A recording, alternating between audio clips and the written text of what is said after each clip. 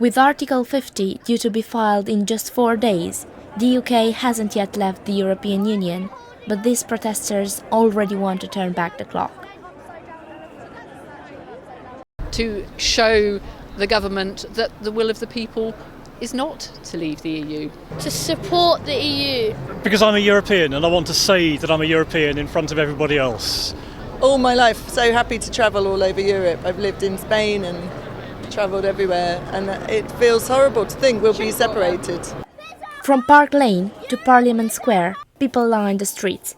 Crowds of men, women, children and even some dogs stretching for 2.5 miles, demonstrating their discontent with the hard Brexit being pushed by the Westminster government. The general belief is that Brexit can't and won't be stopped, but protesters hope to make their voices heard, to force Parliament to acknowledge that a yes vote is only a mandate for living, but not to dictate terms. Today's Unite for Europe march, thousands came out, from the young to the old, to protest against a hard Brexit and to show support for European rights. With so much remaining unknown about Theresa May's plan for future Brexit negotiations, protesters want the rights of European citizens, both inside and outside of the UK, to be a priority. Theresa May does not have support for what she's doing.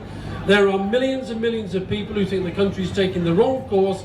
Most importantly, we think that that course can be changed, and today has been about starting that fight back and making sure that that can be done. My future, not like 60 person's future, whereas like, it's like the young people want to don't Brexit.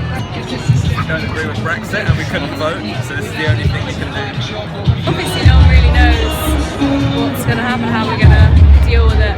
It was a choice that she has taken to ignore you and to ignore 16.1 million people. That is more than have ever voted for a winning party in a British general election. She has chosen to ignore you, and that must not stand.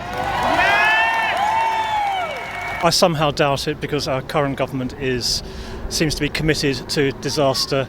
Do I think that this event by itself? No. But if we continue with the narrative and we keep making our voices heard and we keep pushing that we're not going to be ignored and things like this keep happening, then we may be able to change hearts and minds. And once we change hearts and minds, then we have a chance to stop Brexit.